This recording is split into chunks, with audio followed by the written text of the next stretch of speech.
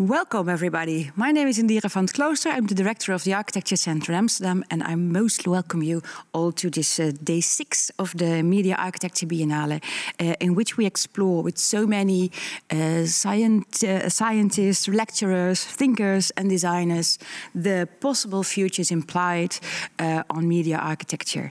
Media architecture, let's say, has evolved from displays and interactive installations to digital platforms to smart city technologies, and this actually makes it so very, very interesting to have a look at on how this affects society, how designers can participate, work on, think along with how to combine these digital and non-digital realities. So today we have a beautiful lineup for you.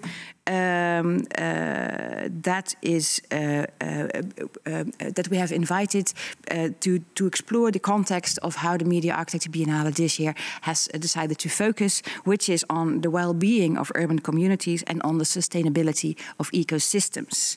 So now that, of course, is something that designers know everything about. Arcam is one of the Media Architecture Biennale partners, and we have 2 events. Tomorrow at 11:30, please join us to listen to the keynote of UNP and the Indesem 2021 winners of the TU Delft, together with Schwarz & Jansma Architecture and UN Studio. But today we will be talking about happy people architectures. So what is it that makes people happy? How can media architecture contribute? And what are future developments? We have 3 amazing guests for you. And the first one is, and I will announce him right away, and then I will announce the other ones later, is Lars van Vianen from Scape Agency. Scape Agency is a design collective that creates, produces products and services, and that, as they call it themselves, naturalize technology. It's about smart strategies, it's about platforms, it's about visions, it's about nanotechnology, it's about synthetic biology, artificial intelligence and robotic fabrication. So we are very, very happy to have Lars van Vianen here, who is actually a designer and architect himself by profession, but also connected to art and to technologies. Lars, the floor is yours. Thanks, Indira. Yeah, I'm Lars from Scape Agency, and we're an innovation collective. Next to the agency, we also have a foundation which promotes open source research, and we venture sort of with others to collaborate through spin-offs. Now, a good example might be eColv. It's now its own spin-off, but started out as a project we did for ProRail. And that you can see here, the first sort of image we developed for the railways. We took the concrete sleepers underneath the railways and recycled them into bioreceptive elements. Bioreceptive elements that promote the growth of moss and algae, which in turn take up a lot of CO2 and thus sort of make up for their past lives as being concrete products. They absorb so much CO2, even as much as a fully grown tree per square meter, that the impact can be huge. I mean, that piece of sound barrier you see there potentially absorbs as much as the trees behind it. So imagine that over hundreds or actually almost 5,000 kilometers of railway track in the Netherlands. Now, we do that through sort of computational design combined with, for instance, synthetic biology. So our office looks a little bit like a biolab, looking at drawings, scaled drawings, but also through the lens of a microscope. And using sort of those processes, we sort of took those mosses into our lab, dissected them, created color palettes, but also working with material scientists, we went really down to the compound level of the materials we work with. And those sort of micro organisms and materials we merged through computational design, but always based on nature. So here you see sort of an excerpt from our design process, going from a flat block, using sort of the design language of trees in a forest to create a curved surface with sort of shallow valleys that promote the growth of moss as well on a macro level. So all those ingredients come together in our design methods, such as you see here with a configurator we did to sort of analyze the amount of shadow on the different design options we created. Through that, we can also make a direct link to robotic fabrication, or in this case, a really large industrial 3D printer from Royal 3D, one of our partners, to create these concrete formworks eventually, which are sort of a first demonstrator of this project. Now, we're now validating these elements. The goal is indeed that they are fully grown in the span of a year and then start to absorb CO2, convert it into oxygen, but next to that, also promote a healthy environment, create ecosystems for other organisms to promote biodiversity. And those last two aspects, so these healthy living environments, nature-inclusive design to promote biodiversity, resonates a lot with other designers. But they don't always have sort of a, well, don't know how to take the first step into that research. So we thought, let's start a foundation as well. Promote sort of open source biological research, in this case, together with Wageningen University, and allow other designers also to connect with that and join us in our sort of quest for a greener future. So that passion sort of comes maybe from the images you see in this slide. This is the herbarium of my late grandmother. I think she made it when she was 8. And when I was 8, she also took me into nature together to make these prints. Maybe this triggered sort of my passion for design. I mean, if you look at that flower with the golden ratio, it gets your sort of designer's heart beating, maybe. At the same time, for a scientist, that root system is very interesting. This particular flower, for instance, takes up a lot of metals out of the soil and into its own biomass, and thus sanitizes our environment, cleans it, and makes it more healthy for, well, for instance, children to play in. Well, this principle is called phytoremediation. We're certainly not the first to take an interest in this. I think the next speaker was there way earlier. But our interest predominantly lies in sort of bringing this sort of to the general design knowledge of others. So if you look at this sort of screenshot of the first group of students that worked with us, they sort of finished their first project, creating this database, an open source database, interfaces, both for scientists, but also the ones that appeal to designers. And through that, we want to sort of merge those two worlds, science and design. This project is still very much in progress. The tools will be published beginning of next year. But we're already giving a few sneak peeks. So we're doing a project now for bio-based creations as part of their Exploded View at the Dutch Design Week and Floriade. And this building is completely built with nature-based materials, so bio-based or circular. And part of that building is also a sort of three gardens. One, native phytoremediative plants, but also wetland plants and hemp plants. And all these plants absorb sort of pollutants out of the soil, but also can be used as building material. Their biomass can, for instance, be applied in fiberboards. So by doing so, you sort of complete a sort of full circle from the pollutants we once brought into the soil by building, extracting them out of them and locking them again in our buildings. A sort of living system, a sort of living intelligence or natural intelligence. On the other hand, you already noticed, the other part of our brain is sort of living in a digital world. So where we think this is the sort of natural intelligence for the future of our living environments, we are also speculating a little bit on the sort of artificial intelligences that can support that vision. So an early prototype we've did is called Anna. And Anna is an example of a sensible building platform. Automated buildings, we all know, that's basically the on and off switches you use every day. Smart buildings are, well, very much integrated into our cities now as well, using sort of centralized systems of sensors, scheduling, etc., etc. Sensible buildings will integrate big data and artificial intelligence and sort of start to mediate between stakeholders and the environment. So you could, for instance, imagine that you could mediate between climate, energy, but also the users within your building through an actual facade. So, and those elements can then start to also learn from each other, learn from the users, but also from each other. So buildings that learn from each other, or facades that learn from each other. So first prototype you can see here, in which we have basically 3 neural nets, 3 AIs, projected onto a geometry that learn from each other, but also from the users that flow between them. Now, this is of course sort of more like a game or a sort of digital prototype.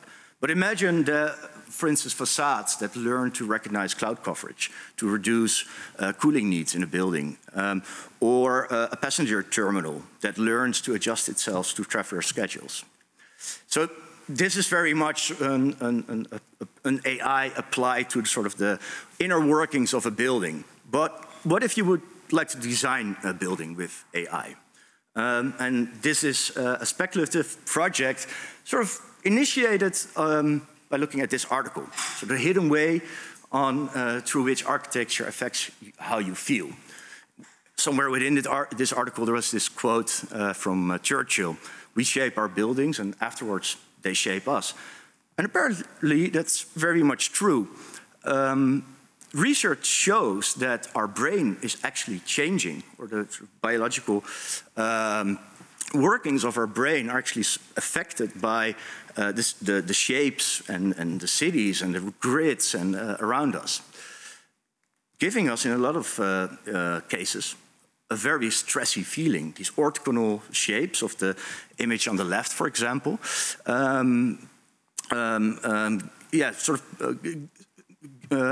allow for a very stressful inner city life. And that's because people don't really know, or your neurons, your perceptors, don't really know how to cope with those straight lines. We're used to the rainforest, right? These sort of organic shapes and compositions. So we thought, as architects, sort of with an architectural background, let's step away from drawing straight lines and maybe allow nature to design a little bit more organic, sort of design in symbiosis with nature. So we started to look at other drawings, those of zoologists, for example. So here you see 2 examples of books of shells of the 19th century. And we thought this might be interesting. What if we could project this onto our designs? Well, we started with writing an image recognition algorithm to sort of cut out all those shell images, amounting to a collection of thousands. And with that sort of data set, that training set, you can start to learn or train an AI to recognize those shapes. So that's what you see here. To the left, a bit of a low resolution version. To the right, a further trained higher resolution version. So an algorithm that basically recognizes the stylistic features of those shell illustrations and is capable of reproducing them. So after this, we start to train a similar data set with buildings, and then start to merge the 2. Learning shells to become skyscrapers, and learning skyscrapers to become shells. And you already see sort of a vague notion of a building sort of becoming or sort of generated here. We like to call these sort of stylistic embryos, maybe a sort of palette which you can use in your designs. Of course, not quite there yet. So we need to sort of configure things a little bit better, but at some point, we ended up with data sets that looked like this. So to the left, you see a latent space vector. There's sort of one point in that data set with certain stylistic features. And what that allows you to do is sort of within that data set, pick one of those vectors and sort of travel to another. And that's what you see on the right.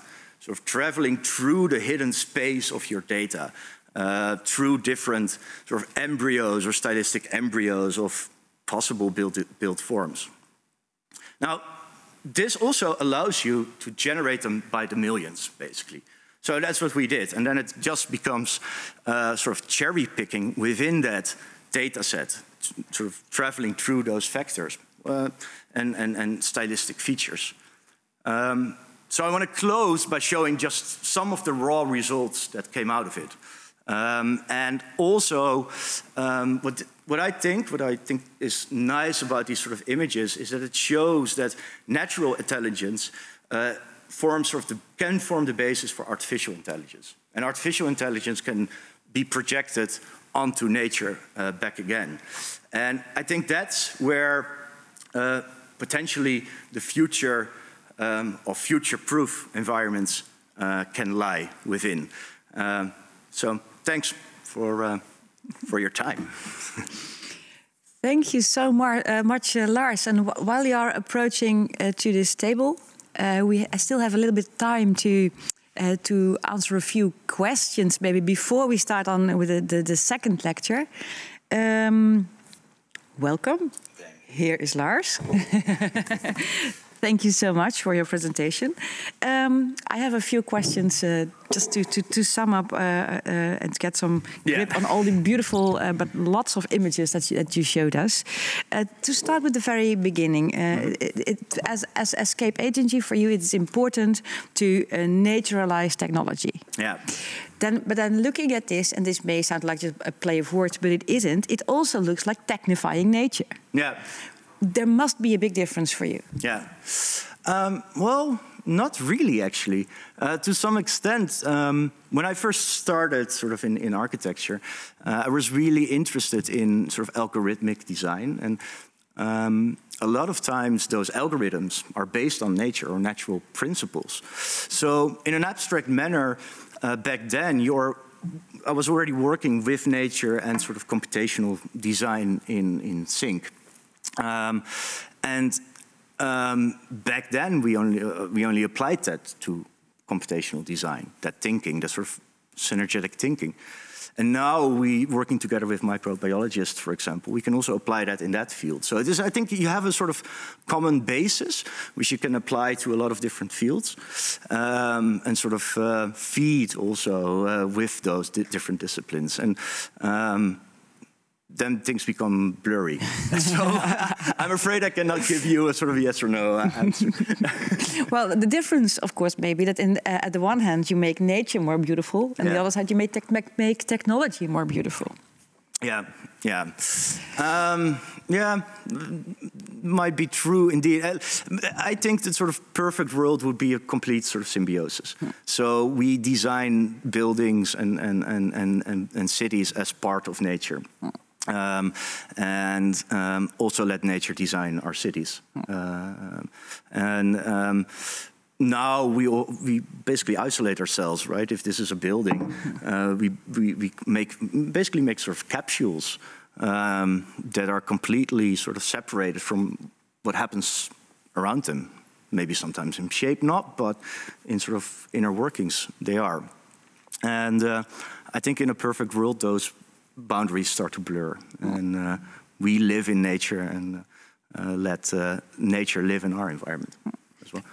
Another remark on the last part of your presentation on how you use artificial intelligence on reshaping, let's say, buildings in a more natural way.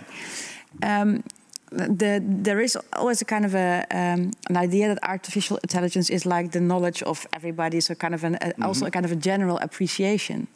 Yeah. Do you think that this is the type of building that generally people want to live in, or is it still a very specific way of, let's say, aesthetics? Yeah, yeah, it is, and you have complete control over that in a sense as a designer. I mean, you are the one that selects the book from which you extract the images, and you're the one maybe makes sort of a pre-selection and designs the process through which you design. So there's still very much a subjective side to it, and I think that's also something you always need to acknowledge. You cannot present it as something generally true or applicable. So. Yeah, I think it opens up a lot more ways to actually be subjective or be creative, and it certainly doesn't take that away from you as a designer. Yeah. We'll definitely get back to that later, but taken from your presentation, one could say that media architecture for you is quite a lot. And actually, when you look at this Media Architecture Biennale, that's also, it has so many different approaches and angles to what media architecture is. Yeah. So just for us to kind of get a good grip on this conversation, what to you is media architecture?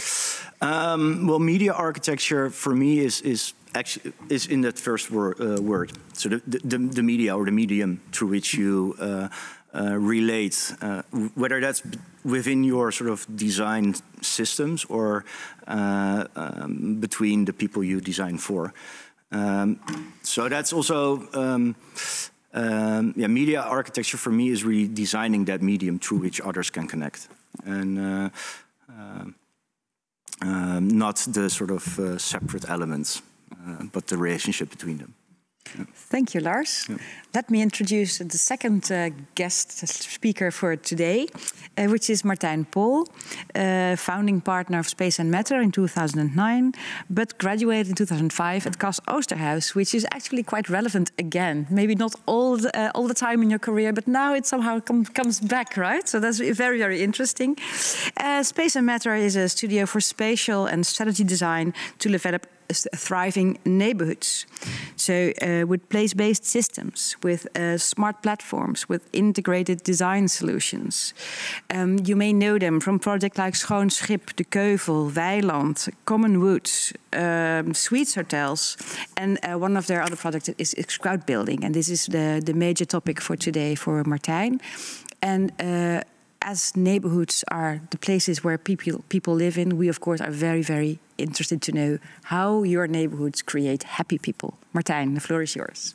Thank you, Indira, and thank you, Lars, for sharing your background of the office portfolio and the philosophy, and a great dose of technology that influences your work. I'll take a slightly different approach to technology and how it actually affects and supports us in our business. I'm one of the 3 founders of Space and Matter, and I'll focus a bit more on the matter. And what we are interested in is actually what drives space, what drives systems to develop cities and neighborhoods, and actually what drives individuals and people, and especially for today, what we think could contribute to people's happiness. Just a quick overview of what we develop. It's a bunch of concepts. Some buildings stick to paper, some buildings get into realization, and it's quite a wide variety of residential products or buildings, living buildings, as we call them, transformation projects, with formal school transformed into a housing project, and even floating communities up to urban planning. I'll just flip through 3 or 4 example projects, and then I'll end with the crowd building platform as a piece of technology that enhances our design processes. Example number 1, and that's De Keuvel. That's a circular cleantech playground in the north of Amsterdam. I think most of you people are familiar. This is also where the phytoremediation is happening, and the polluted piece of soil which was granted to us for the period of just 10 years. And in connection with 14 redundant houseboats on top of this polluted soil, we created an affordable artistic playground. It's an affordable space for creatives to work. But for us, it's mainly a test bed of technology, as you can see here. And there's an aquaponic farm. There has been a biogas boat, which exploded, unfortunately. But as I said, it's a playground, so we do experiments. Experiments fail in order to learn. And in this 10-year period, we learn and accumulate lots of knowledge by testing and implementing. And there's also implementation of technology. All of this would not have happened if it was for the community. And this is the strong network of young individuals, companies, bringing together their time, knowledge, and a bit of financial resources to actually erect this project into a realistic physical representation of where we sit today. Second brief example is Schoon Schip, which is more elaborated. That's where some of the tested technologies of the Keuvel have been implemented, such as the energy smart grid developed by Spectral, an independent company with whom we collaborate very often. But this project has also emerged from the community itself, and a small group of individuals that had the desire and the dream of living off the grid, actually literally off the land, stepping into the water and creating an independent, self-sustaining neighborhood. And so this is a resilient floating neighborhood supporting 46 households living together, and it's now in function, I think, for about 2 years. This is where you see the individual houseboats functioning as a cluster, as a neighborhood community, where the individual houseboats communicate with each other as a smart network, actually. And they trade energy, but there's also a time bank. People invest time, people invest money, people support knowledge, and all of that is within the community boundaries, creating a very strong sense of community and a social network, which I think contributes to the happiness of living there together with a group of friends. And this is from the early days where actually the project started. And this is very important to us. So we like to imagine projects, but we want to know beforehand for whom do we imagine this future vision to be implemented. And so we don't speculate on potential future visions, but we want to know on beforehand who is the persons that actually live here and operate within this neighborhood system. This is at a glance all of the ambitions in here. It's bio-based materials, energy self-sufficiency, even off the grid from a sewage perspective, and cleaning their own grey water in a decentralized water filtration system, a little bit of food production and biodiversity restoration. And if you visit the neighborhood right now, it's more green than what you saw in the previous image. So the statement today is actually working together with people and what we call human-centered design or human-oriented urban planning. Let's start with a strong focus on the individuals, and a group of individuals builds a community, and how to bring people together in order to have them as a focus group, as a fundament in every spatial realization. Because we believe in that an individualized society as we are today, but we are connected more than ever before for the sake of technology. And we can easily communicate, we can build subgroups, hobby groups, discussion platforms, etc. So actually the we is a very strong factor in today's society. We might not sense it this way, but if we take a closer look, we believe that the collective is a very strong entity to collaborate with. And targeting and the aesthetic performance of architecture and urban planning, we believe, and that's actually statistically proven, that people appreciate their neighborhood by the level of social connections they have. And they are appreciated by saying hi to their neighbors, and the level of reciprocity, I help you, you help me. And that's the sense of a social network that makes you happy, whether or not the brick or mortar is ugly or nice or modern or classic. That doesn't matter that much for the sense of happiness of the people. And then taking into account the amount of resources we use in construction, and how can we actually reduce the amount of resources we need to build our cities by implementing or actually introducing the concept of sharing more and owning less. We can reduce the amount of resources while creating an equivalent of living together in a sense of generosity. If you share more, own less, you have access to more, and you possess less. All of this is only possible if there is a strong sense of community. That's what you see on the right, like sharing mobility, sharing space to live, sharing energy, sharing a food co-op, etc., etc. All of this only works if there is a strong sense of collaboration and reciprocity, actually social capital as a fundament for building projects. That's what we call community, and that's the collective, the we, as we call it. Well already addressed, and the fundament of spatial projects for us is the social capital needs to come first, and then the financial capital to build the spatial representation. By doing so, we can reduce the cost of living drastically, we can reduce the cost of mobility, we can even reduce the cost of energy consumption. And a bit more speculative is we can increase the sense of happiness. Well, and that's today's topic. The quantity, 20%, is a bit speculative, but the other numbers are proven in our projects. So how do we actually build communities if we want to build for communities? So we need to be acting proactively. So that's where we introduce a platform. That's the crowd building platform where you can initiate your own community. Sometimes we initiate a community. Sometimes it's a small group of individuals that act as an ambassador for their future dream neighborhoods to be emerging over time.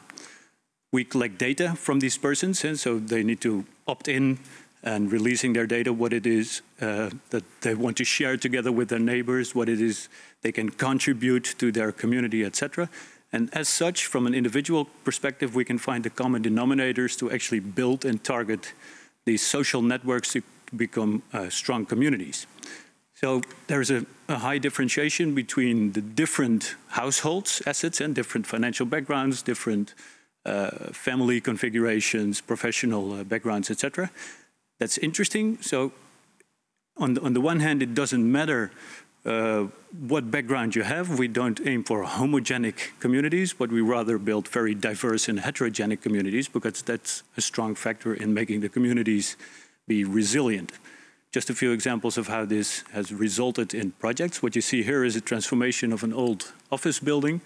And take a closer look at the floor plans. What you see there is there's really tiny apartments, there's medium-sized apartments, large and even extra large apartments, because we don't differentiate in financial backgrounds. It's the accumulation of different backgrounds that makes the mosaic of individuals represent a collective living building. So what you see is one building was actually an assemblage of individual input and potential. The same is true for a new build project, and the same principle, the mosaic of individual representation in collectively designing and configuring the spatial outcome as a whole. That's just a few project examples. I'll quickly flip through because this is the most important topic for today. That's a venture which we have started already a few years ago, and it's emerging and slowly but certainly evolving into a substantial platform, crowdbuilding.nl. And that's where we do build these communities, addressing the subject of how can we solve this housing crisis. We believe that the system that caused the crisis is not the system that will resolve the crisis. So we have to build alternative systems and actually find a loop out of this system and create an alternative subset. Housing prices are increasing, the sense of happiness is decreasing, individualization is a everyday aspect and even causing diseases. If we look at the current day system, it's mainly then the market parties, the developers, the investors that have incentives to actually maximize value and reduce cost while doing so. And so the cost reduction is actually the reduction of quality in the purpose of maximizing profit. And it's the profit that's being extracted out of the community, out of the neighborhood itself. That's what we want to counter and actually invest more into the community and start investing more in the spatial quality, because that's what you take along in a long-term perspective. That's what the purpose of this platform is. But it can only be built on the foundation of social capital, so that's where we have to connect people, work together, and to build their dreams, and to eventually crowdfund and build your financial assets and translate them into physical assets. It's a complex process. It's kind of in a niche. It takes time. How do you find the soil? How do you find the money? How do you find other people willing to join your community? That's what the platform is for. We connect finance inflow, we connect professionals, and we connect other individuals that want to do the same. And that's where you potentially find your new neighbors even before the neighborhood is built. So you can define your own community, you can define your own dreamscape neighborhood of how do you want to live, more closer to the nature, or you want to share a music studio, whatever it is. You can find different communities and different concepts of potential communities to emerge at different locations at the same time. So actually it's a matchmaking platform for individuals, locations, and housing groups. Have a look at crowdbuilding.nl. We support the people from beginning to end, even though it's a long stretch from a first initial idea to an eventual living condition, but it's worth the value. That's what I would like to contribute to you today. Thank you, Marthijn. There you go. Thank you very much. Please join us at the table here. And then we do have time for 1 or 2 quick questions. Meanwhile, there are also questions coming in from the audience. Keep that up. That's really nice. If time and availability, I will try and deal with as many as possible.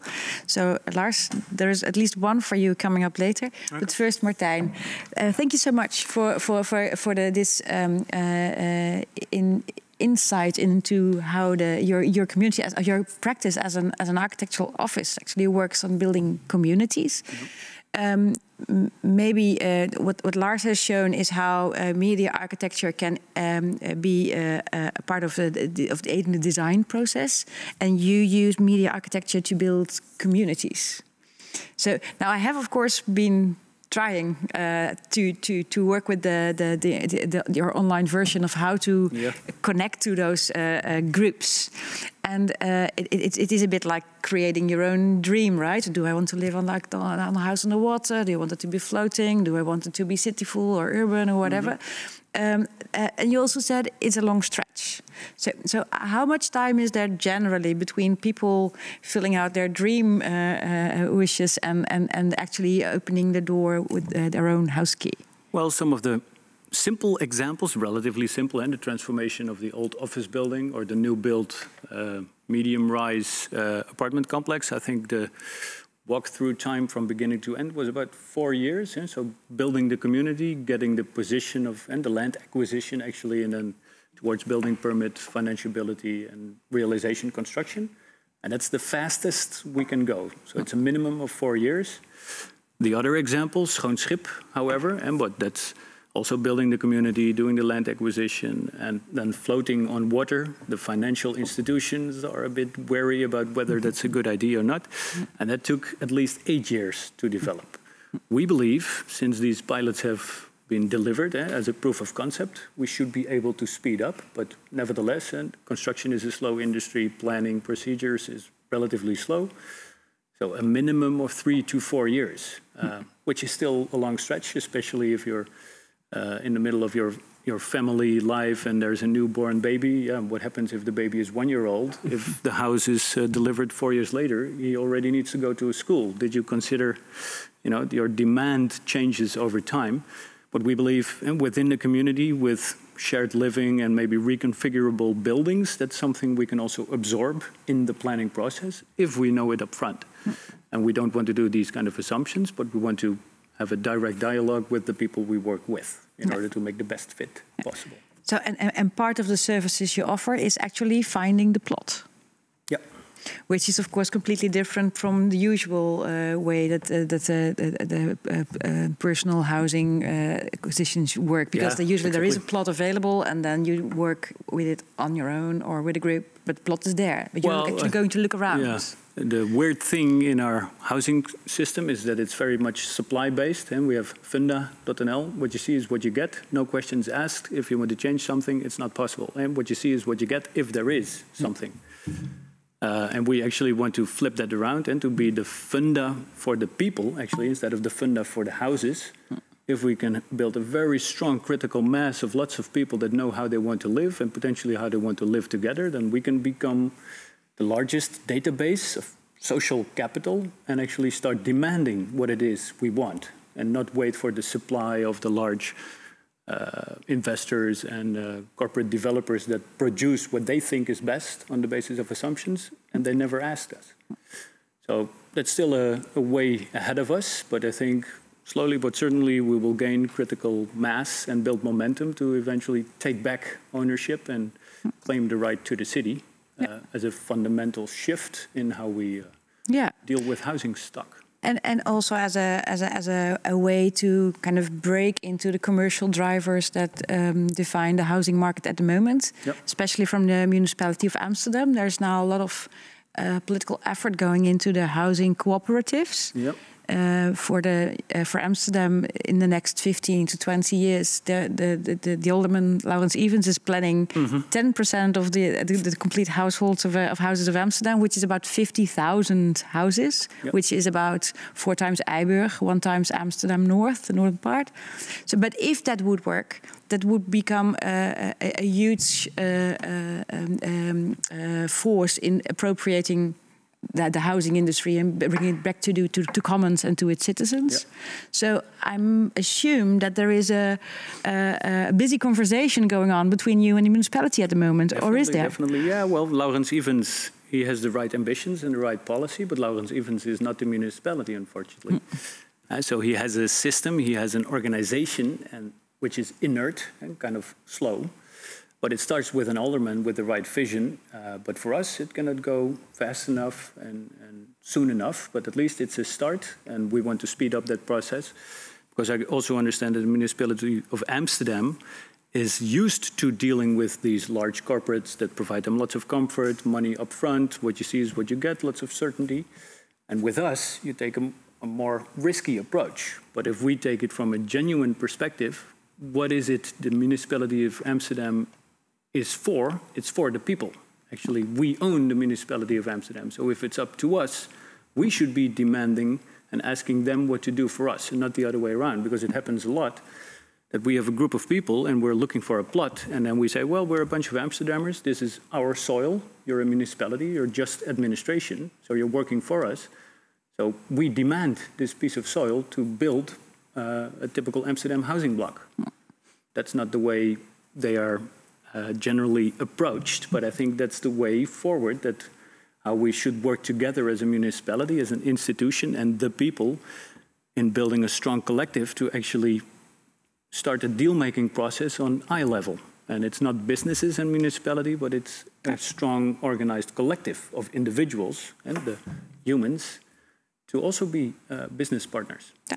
But that's a new fresh perspective. Yeah, and it's drawing attention. Questions are pouring in, actually. Okay. But first, I would like to introduce our last speaker, and then we'll go to the questions. Our last expert of today is Filippo Lodi, the Associate Director of UN Studio, leading UNSense or UNSenses, which is a think tank, an experience lab, an innovation platform. Also mentor at a very interesting startup called Rockstart, which is on artificial intelligence, which is interesting and relevant for today. And from a background of Master of Arts as well as business degrees, right? So this is a very, very interesting combination. And this week you have been leading the happiness workshop at the Media Architecture Biennale. And probably apart from many other things, you will present the results of this workshop. Filippo. The floor is yours. Thank you. This week we have, actually last week, but we've run a short workshop digitally within the Media Architecture Biennale, and it's part of our research on designing for people and designing with people in mind. And so we talk often about kind of human centricity in that. One of the main theme of research is designing for happiness. Why?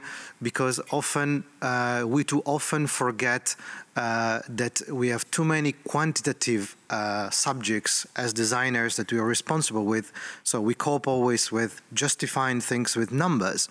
But how do you justify happiness? What are the kind of metrics that we can define for talking about happiness? How do we talk more about the qualitative subjects of design?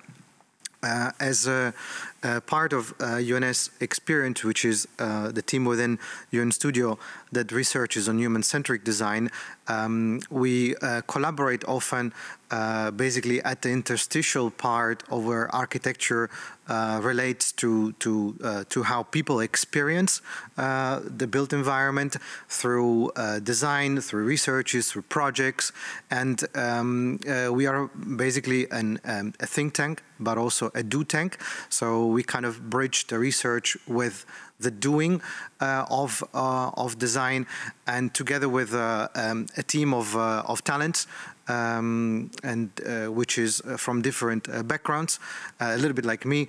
And I think one of the main values that is underlying our research is to talk about shared value, and how can we by the design, create a value for a set of multi-stakeholders that are part of the built environment. So but therefore bridging all the components that are part of the built environment, and therefore we often try to bridge between what we call human-centric design and planet-centric design. So the shared value is not only for the people, but is also for the planet in which we are inside. And how do we mitigate that through the kind of pains and gains that the design is asking us to kind of resolve? Our methodology is very much iterative, so we don't have a solution always at the beginning, the same as I don't have a solution about how to design happy cities today, but it's a bit of an iteration and trying to find through a divergent and convergent methodology solutions for it. Last week at the Media Architecture Biennale workshop about visualizing happiness, we engaged with a number of participants from throughout the whole world.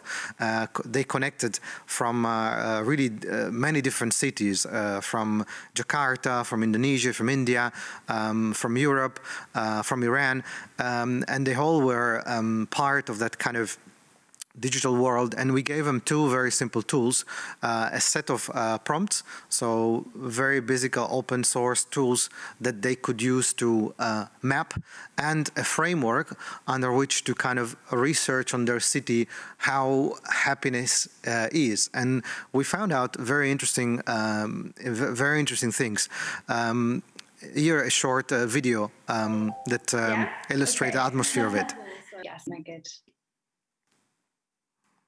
One of the topics we find fundamentally revolutionary in the field of design is not to think at efficiencies. What are other values that we should design for in cities? And we found happiness one of those values that is so simple, but yet so strong. Yeah, I mean, I guess following on from Filippo's introduction there, it's been really just how those tools and how those pieces of content and how data and design can enhance our environments and make us happier, I guess.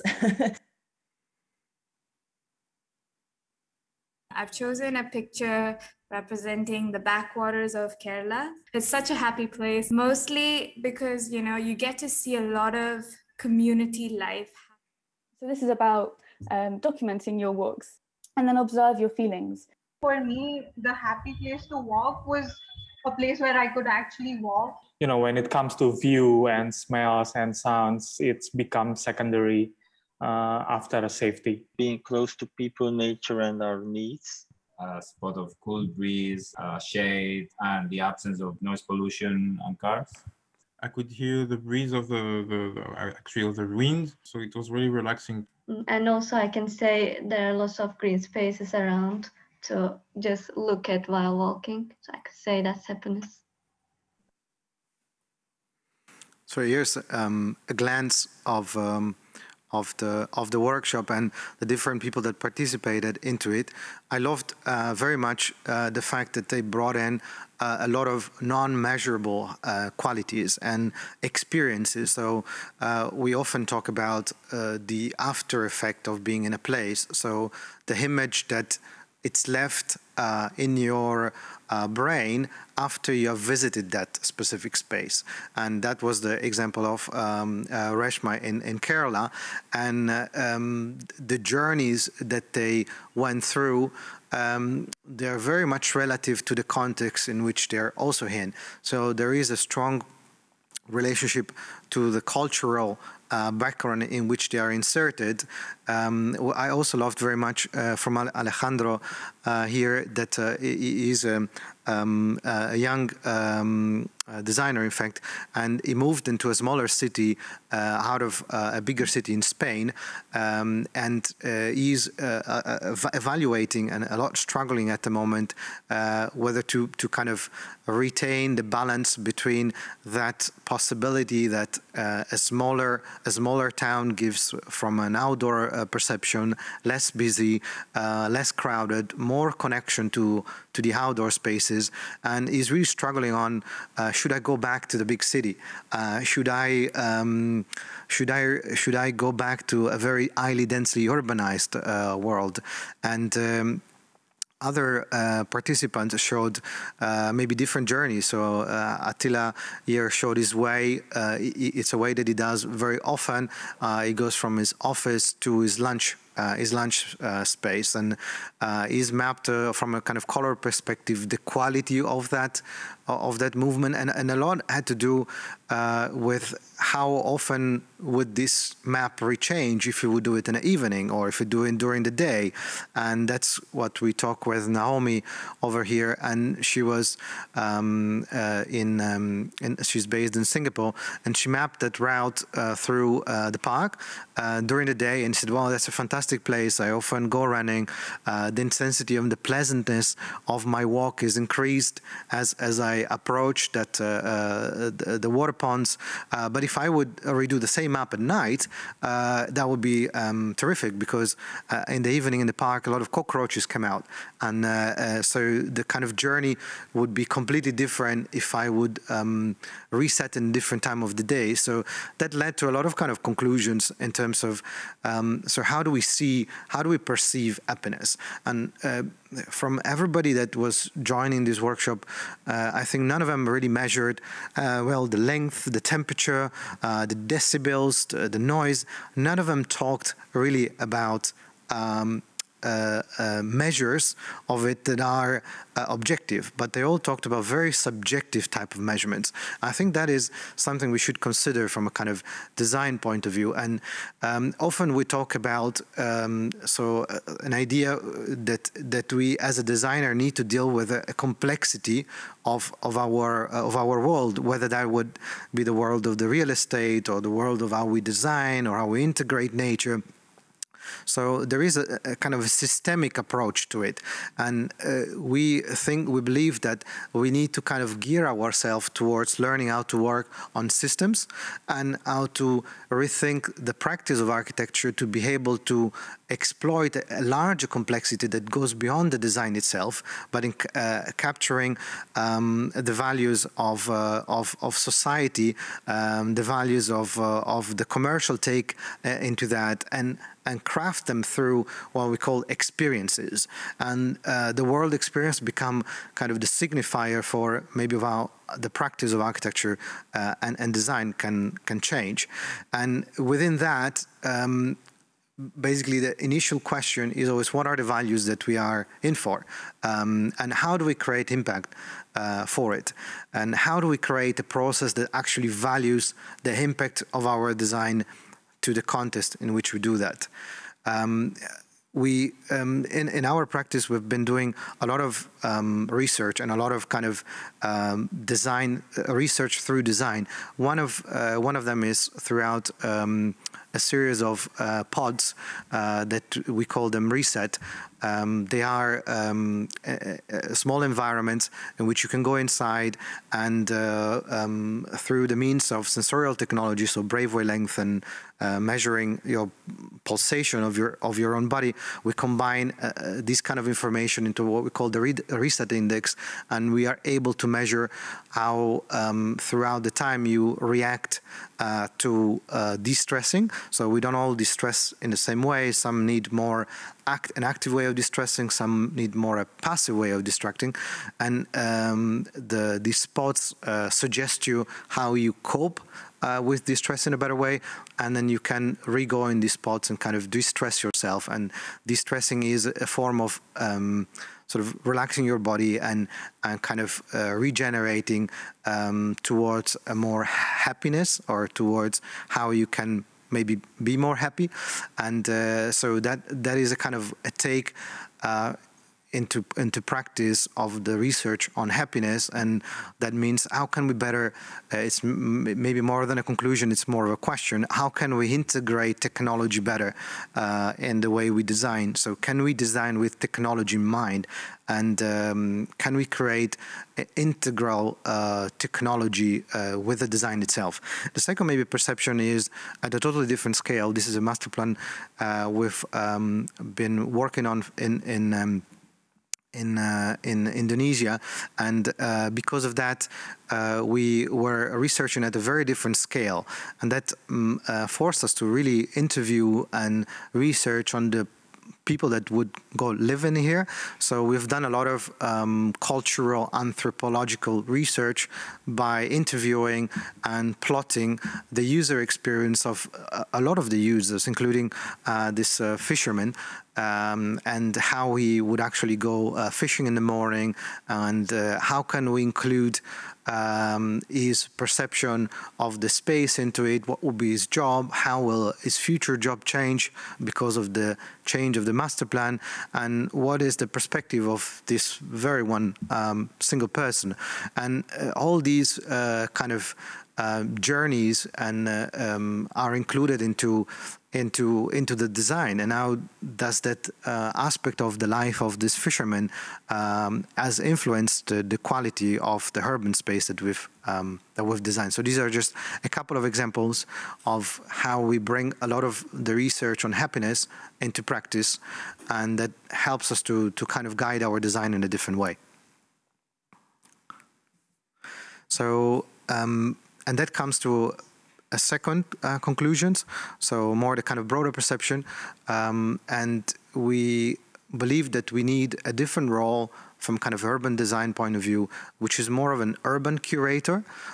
So some where the urban curator becomes a key role for digital physical placemaking, and that is a kind of a function that we have not really encountered, and that we believe that is very much essential to bridge the technology of the kind of beyond smart cities and the kind of analog way of kind of future planning that needs to kind of context reset, and but also needs very strong curation at heart that enables different perspective to emerge, and that can be more focused on the qualitative aspects of our built environment. And that's it for me. Thank you, Filippo. Thank you very much. Please join us at the table, and then we can explore a bit further on the well, let's say, the approach is laid down on the table here amongst the three of you, because maybe if we could say that Lars uses media architecture to empower design, and if Marthijn uses media architecture to empower the people, then maybe Filippo, for the sake of the argument of today's topic, you use media architecture to find out actually what it means, what happiness means to people. And then it's very interesting to see, as you already pointed out, that happiness actually is hardly connected to anything digital. It's nature, it's clean air, it's safety, it's green around the city. So how does media architecture empower happiness? So I think we've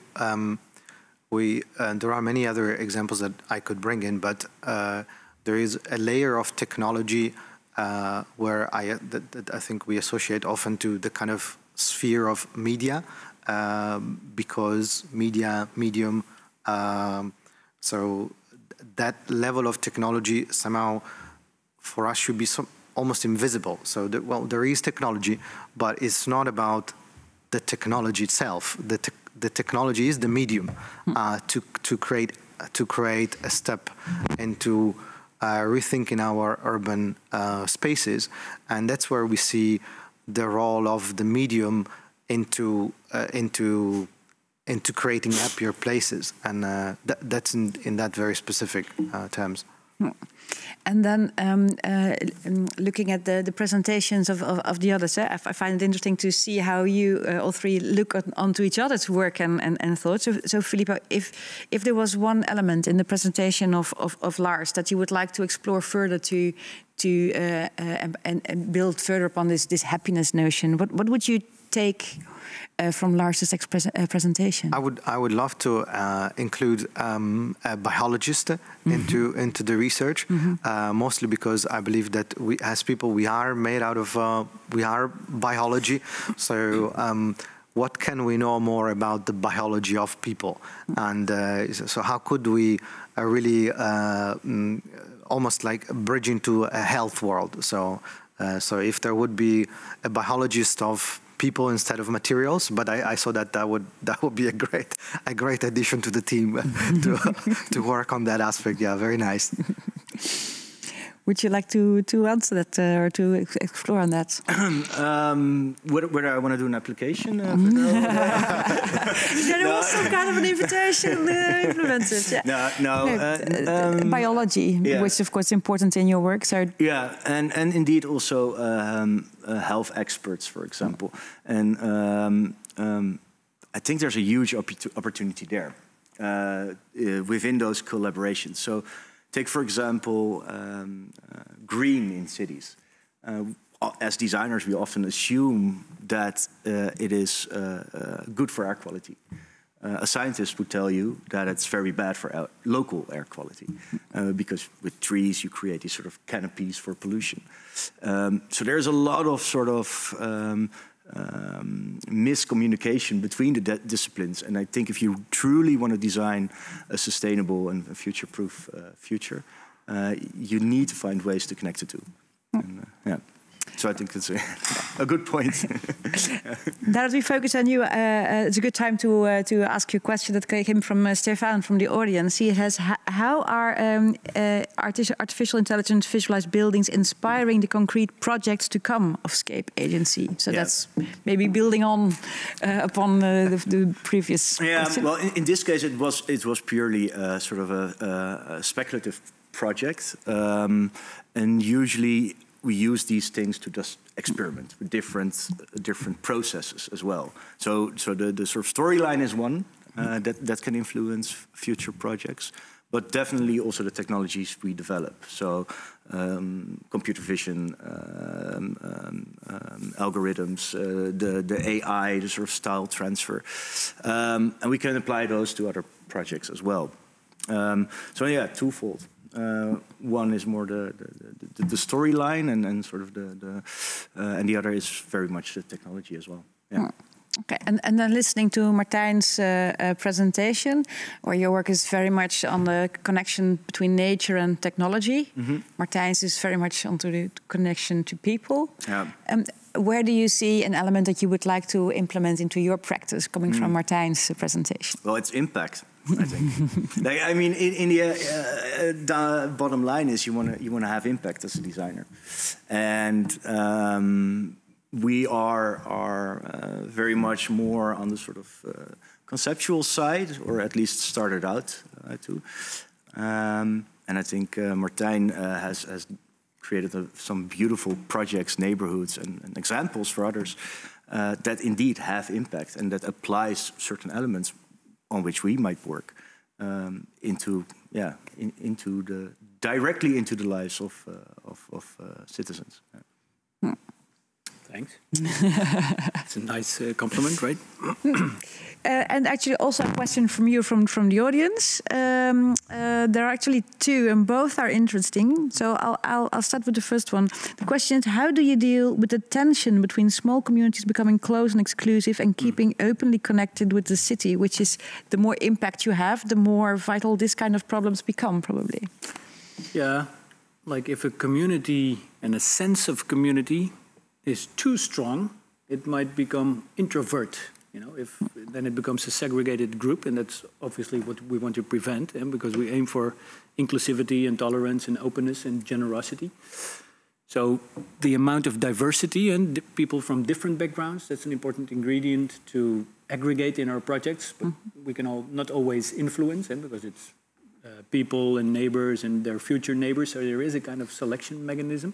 What we do try to create the awareness that that creating a homogeneous group or a too strong sense of community might have negative side effects, and then they start segregation, and that's absolutely not what we want. Yeah. But it's a continuous dialogue and creating awareness, and that's also where we collaborate with Michiel de Lange and Martijn de Waal as sociologists, anthropologists, to provide us the necessary knowledge which we lack in our training, which is, I think, fundamental knowledge we should be trained in more as architects, and we have a very strong visual skill set, while we do have a very high impact on social behavior and the experience behavior, etc., while not trained in that discipline at all.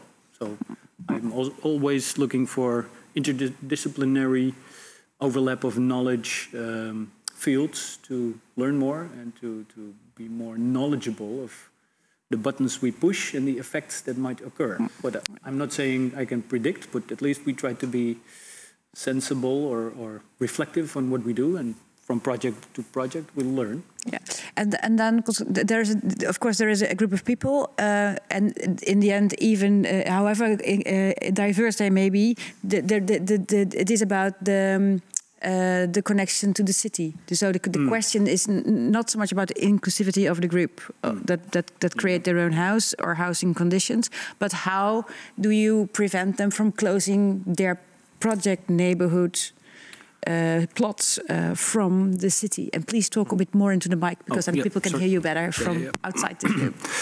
Well, the Keuvel has a strong sense of community, a typical group of creatives working there. And if you walk around, you might feel at home, or you might feel as an outsider. That's no problem. But at least the fact that you can enter, publicly access and talk to people and feel welcome, I think that's a very strong asset, because it could have been locked off with a fence, etc., but it's not. Yeah? It's very open and generous and welcoming to share and also be part of. So it's a very welcoming project. And I think Schoon Schip, to a certain extent, is the same, because the marina and the sidewalk that is constructed on water is actually a collectively owned private property, but so also open to public access. You make sure there are no fences, you create public space, and you make sure the public space remains open. Yeah. Exactly, and the Schoon Schip project actually created sidewalks. Yeah. They created infrastructure, they created sewage systems, and even energy infrastructure, which would normally be public works. Here it's private works, but with a public access. And then the last question coming from the audience is about how to allow for lower incomes to actually be part of this movement, or this kind of house building ownership and appropriation. You said, you touched upon it, you said it's difficult, but what can you actually do to make sure that it's not an elitist thing? To a certain extent now, it's based on crowdfunding, so it's individual people's pocket money that is pre-invested in a kind of risky endeavor. We are building a fund to back up the people that don't have the pocket money, but to still want to be part of this process of building their own neighborhoods. So we need to kind of institutionalize a financial instrument, and that's our next step, to also incorporate social and middle rent residents in the projects we create. So we're aware of that. We're not there yet, but we have time to go. Filippo, maybe to move on from that to a thing you mentioned, that we need to retool architecture. So that may, for you as designers or designer-based professionals, be an interesting question to all. What does architecture lack as a profession, as a knowledge system to create this kind of happiness? I think you already have two tools mentioned already. On one hand is the kind of anthropological, sociological component, more know-how of how technology is connecting to that, as the world is just digitalizing far beyond what we know. So if architects 20, 25 years ago, they were retooling themselves and going from that board where you could draw by hand, and they somehow were given a computer, and now we are at the same kind of verge in which we need to re-digitalize our own kind of practices. So one level up, but is to incorporate a different set of tools that allow us to communicate better, but also be able to understand the impact of the things that we do. So, but also allow other experts to jump into our own tools. I was asked recently, can we use some architectural tools to explain a presentation? So that's very difficult. You know, we use all these sophisticated softwares that are really not accessible. So you need a whole super training to access Revit. It is such a complicated software in itself, but can we simplify that? Can we create meta platform? So, and how can we bridge that? So in part is architects need to retrain, so they need some new knowledges and to bring different expertise into. On the other hand, the technology that the architects are using should be redesigned to create more accessibility for others into it. And then you really create the link between the different professions into it. And for you, Lars, what aspect from media architecture should be implemented into architecture to make better and more happy places? Better and more happy places. Well, I actually completely agree also with Filippo. Like as an architect, you're always a sort of a translator, right, between sort of analysis and design or wishes and a building. That translation process is indeed moving towards a sort of meta level. Sort of it becomes more abstract because our field is actually widening. I mean, you talked about BIM applications, for example. Game engines are now also starting to have those same capabilities. And the guys that develop Fortnite, that maybe your kids play with, also have an architecture division now. So we need to sort of translate that translation process for others to join in. And I think that's where media architecture or working with media and allowing other professions to sort of join into our process can play a key role. Yeah.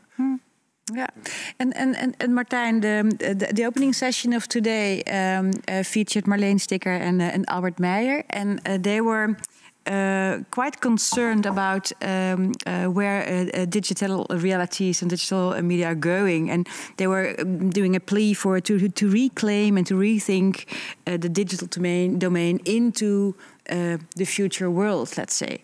And one of the ways to do that was mentioned by Albert Meijer from the University of Utrecht, and he said that grassroots project must link to political institutions. Is your crowd building device a good medium to do so? I'm not sure if I agree with this statement, but I do agree with the fact. I do agree with the fact that big tech is a big problem. It's corporates that own our data, and I believe that our data should be public code or at least individual possession, and that Facebook should be a cooperative owned by all the people on Facebook, and then just dissolve as a corporate, which is stock owned, which is extractive. And we should go for non-extractive architectures, non-extractive systems, non-extractive data collections. So actually to be more open source, easy to access by everybody, and to opt in or opt out. To what extent does that answer the question whether or not it should be linked to political frameworks? Yeah, maybe in a more general way, because we are not we don't know exactly in what context he meant that. But the important thing, I think, is that it's vital to find a way to use these bottom-up projects, which are open data platforms, but are also kind of protecting your data, not being run by international platforms. Yeah. And at the same time, you want to kind of empower that kind of communities and to find a way to upscale. Yeah. And you don't want to do that through commercial lines. You want to do that through public lines. So let's say political lines. Yeah, political is maybe not the right word, but policy. Through policy lines yet, and policy is influenced by politicians, of course. I think indeed there needs to be strong European policy to begin with, to have open access to all our data. My data is mine, your data is yours. I can opt in corporates that facilitate the process of data archiving, etc. Maybe I pay for it. But I think that's still a road ahead, and we are already lagging behind, because the big tech is that strong that I think those forces might not be able to fight against. It might already be too late, but nevertheless, I believe in European policymakers and that Europe is capable of setting more cooperative and open source standards compared to US free market, the strongest, etc. That's a total different. So how did reality. did you set up the technical part of the crowd building project? Is it did you all design it, let's say, by yourself, or are you using commercial platforms or international knowledge? It's stitched together with. Well, as much as possible, no code, but we have 2 coders stitching it together, and where they need to fill the gap, they code a little bit. And that actually addresses to the previously asked questions. Like as designers, you rely on tools, but sometimes you first need to design the tool in order to design the thing you want to design. And I think the crowd building is a tool for us to have access to individuals and communities, because that's the way we want to design. So we designed the crowd building tool to eventually start designing with the people. So Space and Matter comes later after crowd building has succeeded in doing what it needs to do. But it is privately funded by the small bit of money we make with the architecture, and we directly invest it in crowd building because we believe that's where the system change needs to happen. And we are here to change the system because I think the system is causing more and more problems. Filippo, I'm going to end with you, as you are the mentor of the happiness workshop. But of course, Lars, for you is the question: where can we change, or can you change the system as a designer with your the way you use design and media and technology? And indeed, by designing the designer, sort of say. Let's redesign the designer. Is that what you say? And especially that connection with the people and the cities and the environments you design for. We have, as of now, the responsibility of the designer ends when he lifts his pencil, so to say. And I think crowd building is a very good example of how you sort of make that relationship with your design and the people you design for more durable and sustainable.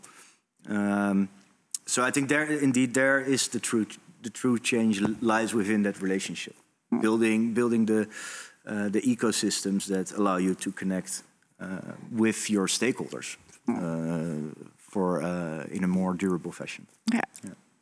And Filippo, final words for you. If we do all that, what you have in common in your 3 presentations, I think, is that there is always a connection between the analog and the digital, and somehow sometimes it works, sometimes it doesn't work, sometimes there are stitches or glitches or miscommunications. But